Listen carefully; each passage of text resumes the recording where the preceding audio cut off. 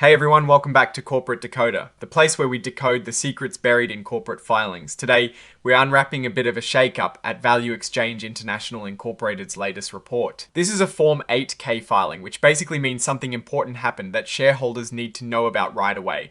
Think of it as a company's urgent news bulletin.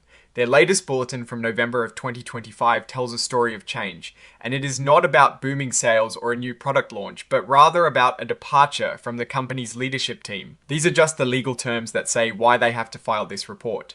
It is all about keeping investors informed about major events. The report itself is dated the 11th of November 2025 and officially tells us about something that happened on the 9th of November 2025.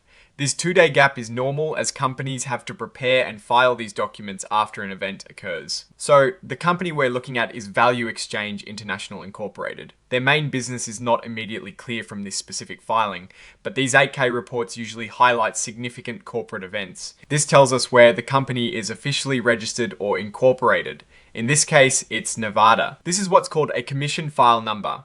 It's like a unique ID for the company with the US Securities and Exchange Commission, or SEC. And this here is their IRS Employer Identification Number, or INIT is basically a tax identification number for the business. Now, this is their principal executive office address. It's interesting to note that their main office is located in Kowloon, Hong Kong, SAR. This suggests they might be an international company or have significant operations based there. These checkboxes are for specific legal situations. Companies use these to indicate if this 8K filing also serves another purpose under different communication rules. For example, if they were releasing new advertising material or making special announcements. In this case, none of these extra boxes are checked, meaning this 8K is purely for reporting the specific event. This question is about whether Value Exchange International Incorporated considers itself an emerging growth company. These are typically newer, smaller companies that get some regulatory relief. The box is not checked here, meaning they are not using that status. This section lists any company stock or other securities that are traded on a public stock exchange, and here it says none. This is quite important. It tells us that Value Exchange International Incorporated does not currently have any of its securities listed or traded on a major stock exchange, like the Nasdaq or New York Stock Exchange. This usually means they are not a publicly traded company in the way most people think of them. They might be privately held, or their shares might trade on a much smaller over-the-counter market. This section of the 8K filing always deals with changes in a company's leadership. This can include directors leaving or joining, or new officers like the CEO or CFO being appointed. And here is the key event on the 9th of November 2025. A director named Robert Trapp resigned from the board.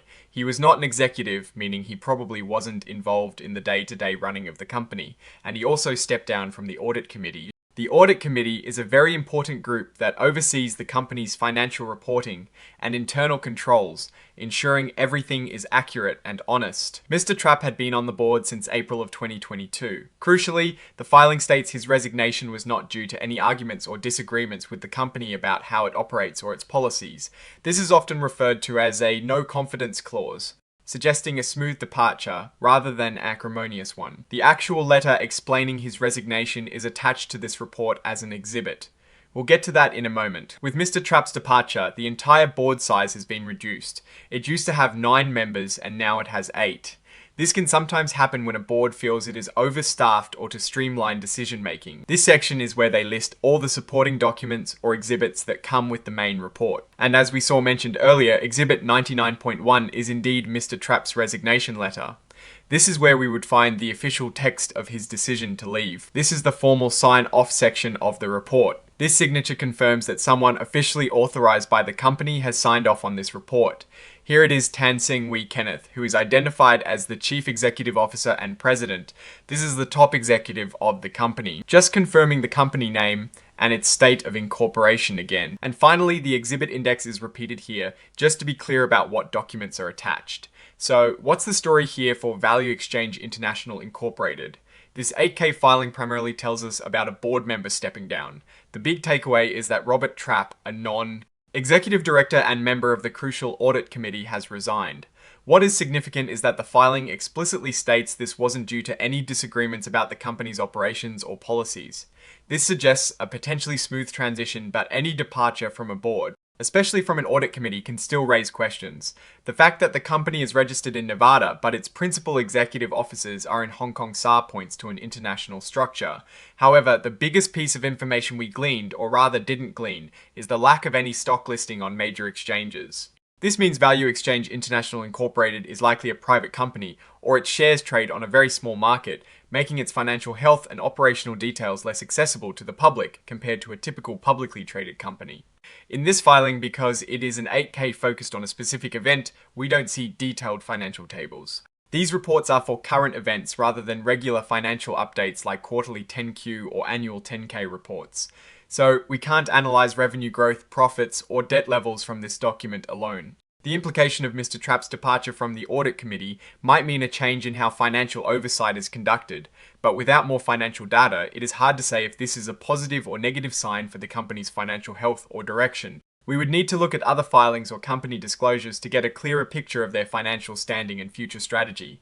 The overall direction of Value Exchange International Incorporated remains somewhat unclear from this single filing. The departure of a board member, even without disagreement, is a change. The lack of public stock listing means we can't easily track investor sentiment or market valuation. The key risk is the limited transparency due to its private status, making it difficult for external parties to assess its true performance and stability. We will need to keep an eye out for any future filings that might shed more light on their financial performance and strategic moves. That is our decoded look at this Value Exchange International Incorporated filing. What are your thoughts on this board change and what it might mean for a company not listed on major exchanges? Let us know in the comments below. If you found this breakdown helpful, please give this video a thumbs up and don't forget to subscribe for more in-depth corporate analysis. You can also join our community discussions over on Discord. The link is in the description. Thanks for watching and we'll see you in the next decode.